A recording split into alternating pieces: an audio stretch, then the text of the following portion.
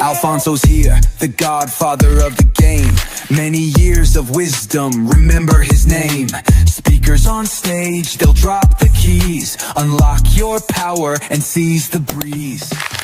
I am here with the one and only Alfonso, the Godfather Quadra. Good to have you. Hey, I'm excited. I think it took more than one call. Let's just be honest with everybody that's watching right now. It wasn't just one call. And so for everybody that's out there and you've seen like the meme of the little miner that's like going through the mine and then there's like the brick of gold right next to it. Well, Alfonso's the brick of gold, just so you guys are following my reference. And I'm the miner. And I know my first phone call was just one chip in the mountain. My second phone call a little bit further. And I think the third one, I saw a little bit of light come through and I was like, hey, I gave you the idea of what we were doing and you were on board, it seemed like right away, which is awesome. It's Edmonton. I mean, I love Edmonton and I happen to believe that Alberta is a booming market and a lot of Canadians are going to be investing in Alberta and specifically Edmonton. I think there's massive opportunity there. Big spotlight. Exactly. And so what better place than Edmonton? Yeah. Alfonso, we get this question all the time. We work with a lot of clients, and I want to ask you, as an investor, when do you know that it's the right time to invest in multifamily? Well, if you ask me personally, I would say the right time was yesterday. But I think some of the numbers and the value of the assets scare off some people. If you ask me, like if I'm on the street and someone came up and asked me, I would say it's usually when your banker says no more mortgages, right? That's kind of the sweet spot. It tells me, number one, you maxed out the amount of mortgages that you can have under your name. As you know, for residential mortgages, they go to the debt to income ratio. And at some point, your lender is going to say, no more mortgages, right? So usually that's 2 or 3. And so there's many things that you could do at that point. You could find other people that can help you qualify to strengthen the file, or you can make that jump to multifamily. When I talk about multifamily, I'm talking more about commercial, residential, real estate, commercial mortgages where it's not based on the debt to income ratio, but it's more on the asset itself. They look at the DCR, the debt coverage ratio. Can this asset support itself? And so it just makes it a lot easier to qualify for a lot of these assets, easier to for things to cash flow. And, just things really make more sense when you start entering the multifamily realm. For me, it was my second deal. So my first deal was a duplex that I converted. We're talking about over 25 years ago. So that's how long we're talking about here. But it was a duplex that I converted into a triplex, 2 units into 3, added value. And my second deal was a 7-unit apartment building. And what I discovered was actually, looking at the duplex that I converted into a triplex and that 7-plex and going through the financing, I was like, oh, this is a lot easier than I thought, right? Even though the price tag was more, but the management was a lot easier. So easier to manage, easier to finance. And I never looked back since. That was 25 years ago. Since then, we've accumulated roughly about 1,000 doors across Canada and the US, about 200 million. And I've never looked back. And, I happen to believe is the best asset class that you can find.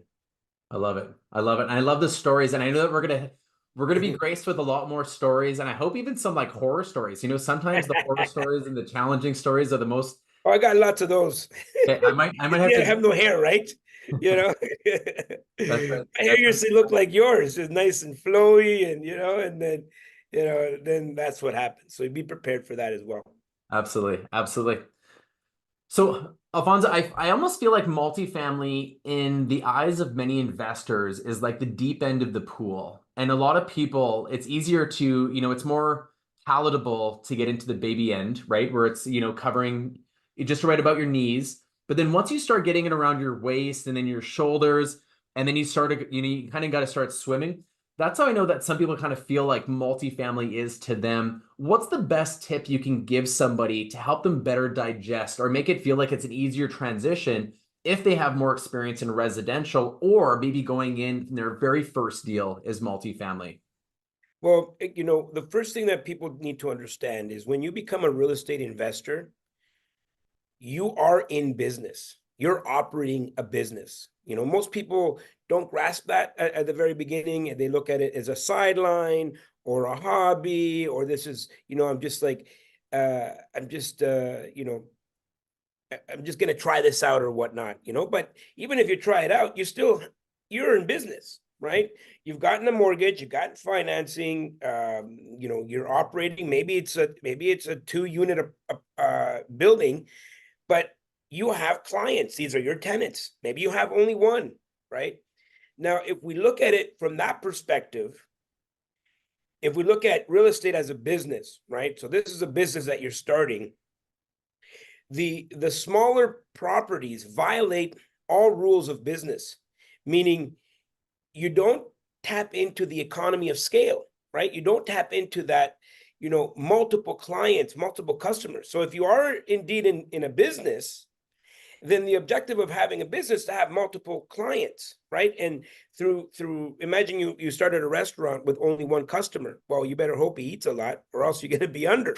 We are in Calgary.